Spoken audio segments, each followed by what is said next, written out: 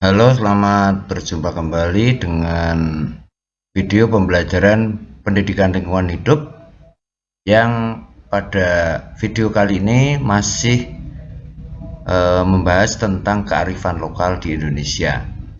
Saya akan kembali mengajak kepada para siswa kelas 11 MIPA 1, MIPA 2, MIPA 3, MIPA 4, dan MIPA 5 untuk mengulas setiap tugas yang sudah kalian buat terkait dengan kearifan lokal di Indonesia. Selamat mengikuti. Nah, sebelum kita melihat beberapa contoh kearifan lokal yang sudah dibuat oleh para siswa, saya akan mengulang kembali sebenarnya apa itu kearifan lokal. Bahwa kearifan lokal itu muncul di dalam masyarakat Indonesia sendiri yang kemudian disebarluaskan secara non-formal. Artinya tidak secara sengaja budaya-budaya itu berkembang. Dan masyarakat yang memilikinya itu terus mengembangkannya dan memeliharanya sampai saat ini. Selain itu, kearifan lokal juga dikembangkan selama beberapa generasi dan tertanam di dalam cara hidup masyarakat yang bersangkutan sebagai sarana untuk mempertahankan hidup. Bentuk-bentuknya dari kearifan lokal di masyarakat itu bisa berupa nilai, norma, etika, kepercayaan, adat istiadat, hukum adat, dan aturan-aturan khusus yang dilakukan secara ketat dan turun-temurun. Di sini ada beberapa ciri kearifan lokal seperti sanggup bertahan terhadap budaya luar, mampu mengakomodasi unsur-unsur dari luar, punya kemampuan mengintegrasikan unsur budaya luar ke dalam budaya asli, punya kemampuan mengendalikan, serta sanggup memberi petunjuk pada perkembangan budaya. Itu kira-kira sekilas tentang kearifan lokal yang sebagian besar dari kalian sudah menemukan contoh-contohnya. Nah, kali ini saya akan mengajak para siswa untuk melihat hasil karya masing-masing kalian. Kita akan mulai dari karya dari Giovanni.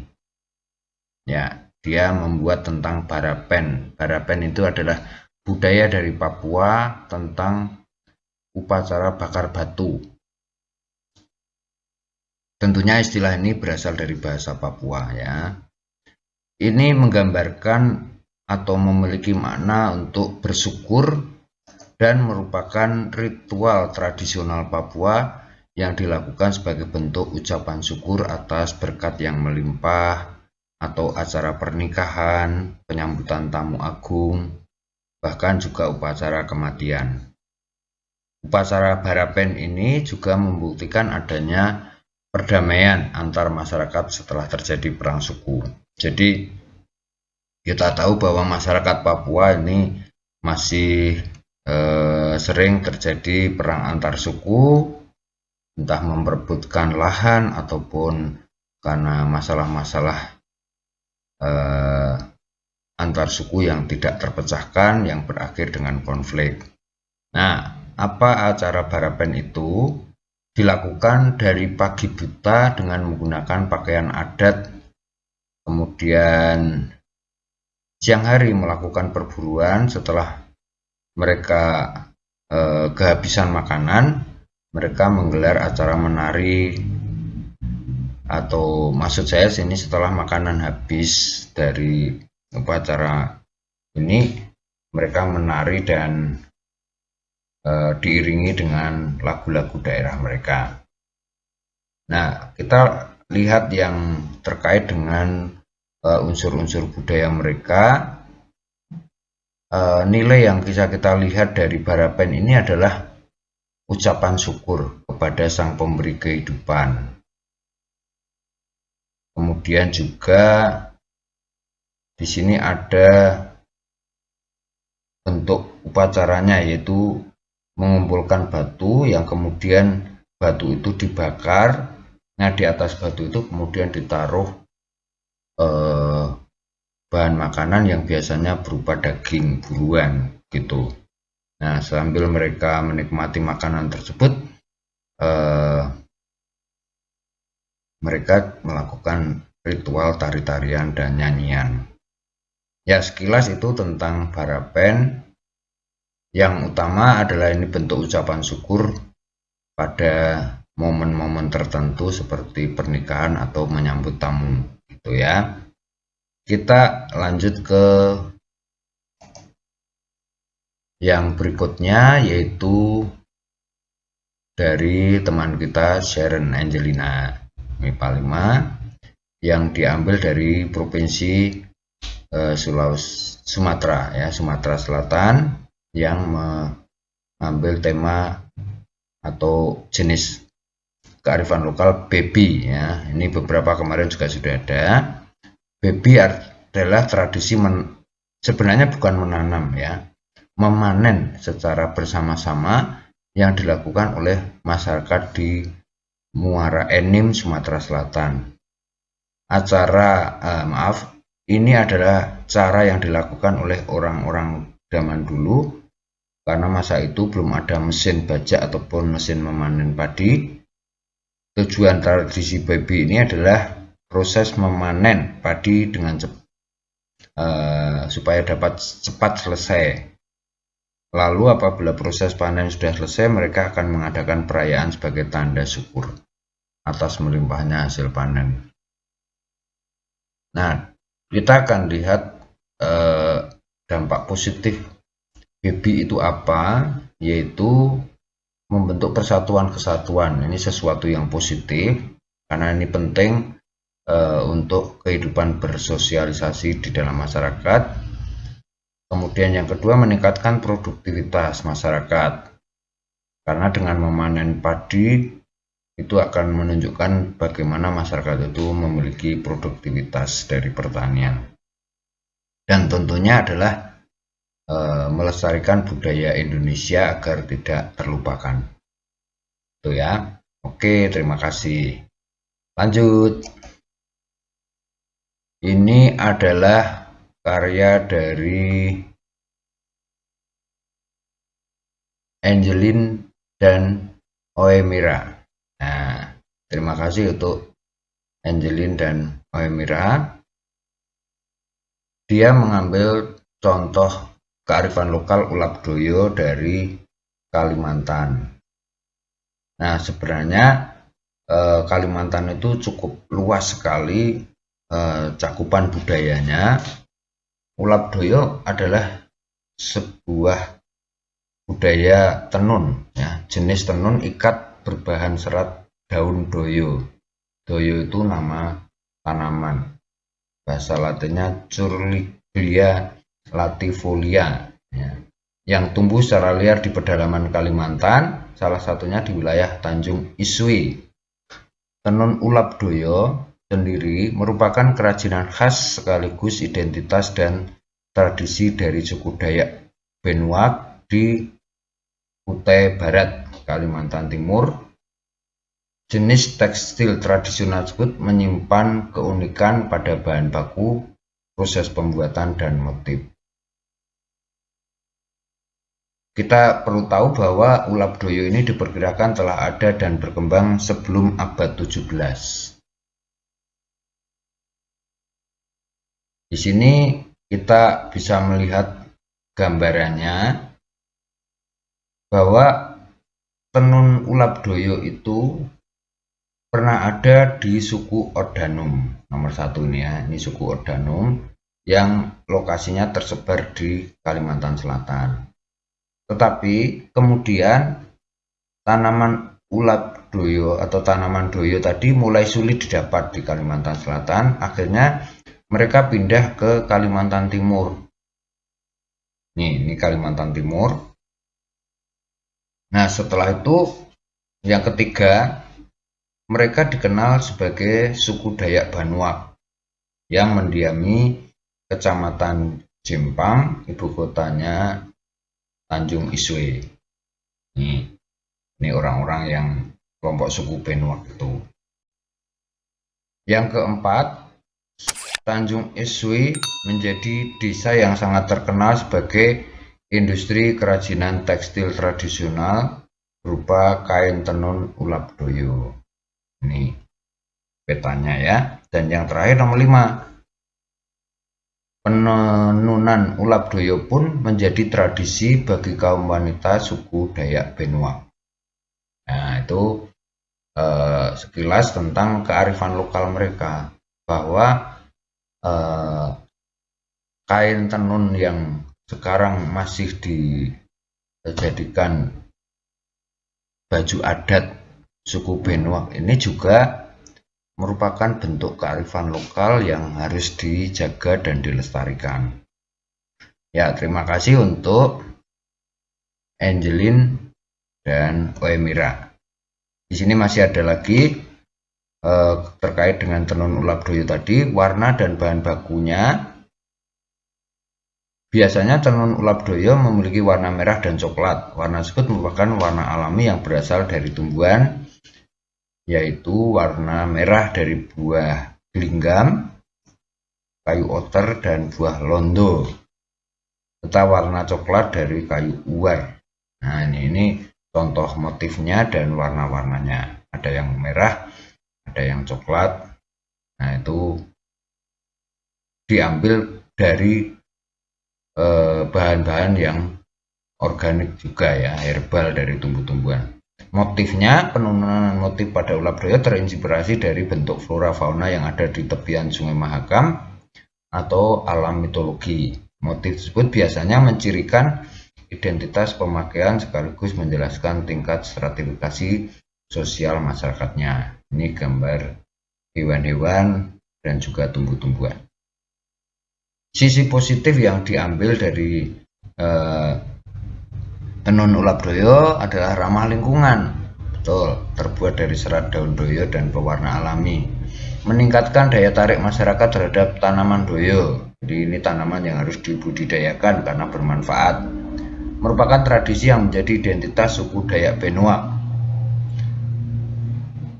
Melestarikan budaya Indonesia yang bermotif flora dan fauna Kalimantan.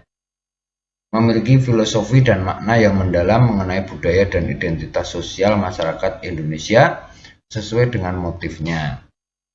Berperan penting dalam pelaksanaan upacara adat, contohnya untuk kostum penari beberapa tarian ini ya, yang melatih keterampilan wanita Dayak Benuak serta membantu perekonomian. Jelas sekali ya, ini sangat banyak sisi positif yang ditemukan oleh Angelin dan Oemira.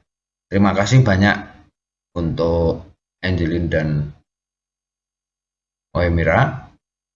Ya, ini sumbernya. Kearifan lokal yang berikutnya dari teman kita Benedikta Clarissa Hertanto 11 MIPA 1. Namanya Mapalete Bula. Namanya ya Grecian dan Benedikta Clarissa. Terima kasih. Saya akan bahas tentang Mapalete Bula, yaitu tradisi yang dilakukan jika ada salah satu masyarakat yang ingin pindah dan menjual rumahnya tapi tidak dengan tanahnya. Nah, ini cukup menarik ini. Jadi orang menjual rumah tanpa dengan lahannya, sehingga rumahnya yang dipindahkan tentunya ini bukan rumah sembarangan ya, yaitu rumah adat panggung yang dibuat dari kayu ciri khas masyarakat Sulawesi ya. Jadi kalau di tempat kita kan kebanyakan rumahnya justru dibongkar yang dihargai tanahnya. Tapi di Sulawesi justru tanahnya ditinggal, rumahnya yang dibeli. Nah, ini perbedaan yang kita bisa temukan ya. Ini bagaimana bentuk proses pemindahannya seperti tergambar di sini. Orang-orang mungkin ini satu kampung yang merupakan tetangga dari pemilik rumah ini atau tetangga dari orang yang membeli rumah. Mereka bersama-sama mengangkat dan memindahkan rumah, umumnya dipimpin oleh seorang ketua adat untuk memberi aba-aba dan mengarahkan warga. Sang ketua adat akan meneriakkan semacam mantra agar para warga kuat memindahkan rumah hingga sampai ke lokasi yang baru. Ketua adat pula yang akan memberi aba-aba kapan harus mengangkat, kapan harus berjalan, serta kecepatan langkahnya. Karena memang ini bukan pekerjaan yang mudah dan harus ada komando yang betul-betul membuat mereka kompak gitu, sehingga rumah itu bisa berpindah lokasi tanpa ada hal yang bisa membahayakan. Ya, ini contoh gambarannya seperti itu. Kalian bisa lihat sendiri, orang-orang menyangga semua, menopang, dan rumah itu akan dipindahkan ke tempat yang berbeda. Nah, ini hal yang baru kita ketahui ya. Terima kasih untuk Grayson dan Clarissa. Terus ini dari Lim Changwen ya, Lim Changwen atau Adeline ya. Dia membuat kearifan lokal budaya kampung Sindang Barang Bogor, namanya Serentown. Serentown sepertinya kemarin sudah ada yang membuat juga, tapi tidak apa-apa. Upacara tradisional Sunda yang dilaksanakan setiap tahun oleh masyarakat petani berkaitan dengan panen padi, dilakukan 6 hari berturut-turut mulai dari pembukaan, upacara sudat, pengambilan air dari 7 mata air. Nah, di sini ada upacara menghormati namanya Nyipo Haji sebagai sarana mengucapkan syukur pada Tuhan Yang Maha Esa dengan harapan agar tanaman mereka tahun ini dan tahun berikutnya akan lebih baik daripada tahun sebelumnya. Ya, ini hampir semua masyarakat Indonesia yang religius itu selalu punya relasi dengan kekuatan supranatural yang mereka percayai dimanapun suku mereka berada. Ya, kalau sekarang ya seperti agama kita masing-masing itu juga mengarahkan kita untuk selalu mengucapkan syukur pada Tuhan. Ya, ini namanya kearifan lokal. Di Sindang Barang Bogor ini juga masih berkembang budaya Serentown namanya. Ya, terima kasih untuk Adeline. Masih berikutnya bakar batu sama Nicholas Jason ya. Tradisi bakar batu merupakan tradisi penting Papua seperti yang pertama tadi. Memasak bersama warga satu kampung yang bertujuan untuk bersyukur, bersilaturahim, mengumpulkan sanak saudara dan kerabat, menyambut kebahagiaan baik kelahiran, perkawinan, penobatan kepala suku dan seterusnya. Nah, ini kawasan tempat berkembangnya budaya bakar batu. Bahkan anak-anak Papua yang sekarang tinggal di kota-kota di Pulau Jawa pun masih melakukan ini upacara bakar batu. Biasanya mereka akan mencari daging babi untuk dibakar pada momen-momen tertentu seperti mereka lulus kuliah atau lulus sekolah gitu ya. Ya, ini. Jadi ada batu khusus yang mereka siapkan, kemudian mereka melubangi tanah dan batu ditaruh di situ dibakar semalaman. Dagingnya ditaruh di atasnya, ditutupi dedaunan. Dan esok harinya mereka akan membuka dedaunan penutup itu dan mulai mengambil daging-daging yang sudah masak atau sudah matang begitu, dan acara makan bersama dimulai ya. Kalau kita mungkin ya tidak akan istilahnya biasa melakukan kayak gitu. Saya juga pernah diundang untuk acara kelulusan anak SMA yang sekolah di Semarang untuk makan daging babi yang dimasak dengan bakar batu ini, tapi ya saya tidak datang karena pas ada acara. Ya sebenarnya saya pengen datang, cuma karena berbenturan ya saya enggak. Ya prosesnya ada 3 tahap, yaitu persiapan, membakar daging babi, dan makan bersama. Nah kalau di Papua pasti yang terlibat sangat banyak ya. Ada beberapa suku ya yang biasa melakukan upacara bakar batu ya. Suku Gapia, Kit, Oba, Isogwa, suku Barapen ya. Tadi yang pertama upacara Barapen tadi. Kenapa mereka membakar batu ya? Seperti tadi sama ya, rasa syukur pada Yang Maha Kuasa, kemudian mungkin menerima tamu dan lain-lain. Dampak bagi masyarakat yaitu memiliki dampak sosial bagi lingkungan. Beberapa dampaknya antara lain bersyukur, utamanya itu mungkin menyambut anak yang baru lahir atau mengumpulkan prajurit untuk persiapan perang. Ya, seperti itu kira-kira beberapa hasil karya kalian yang sudah saya nilai dan saya buat dalam video ini. Untuk yang lain nanti saya juga akan siapkan video yang berbeda, mohon ditunggu ya. Untuk kali ini saya ambil beberapa dulu, mohon kesabarannya. Terima kasih atas kedisiplinan kalian mengumpulkan tugas-tugas yang harus dikirim ke saya. Sekian, sampai ketemu pada video berikutnya. Terima kasih, selamat belajar.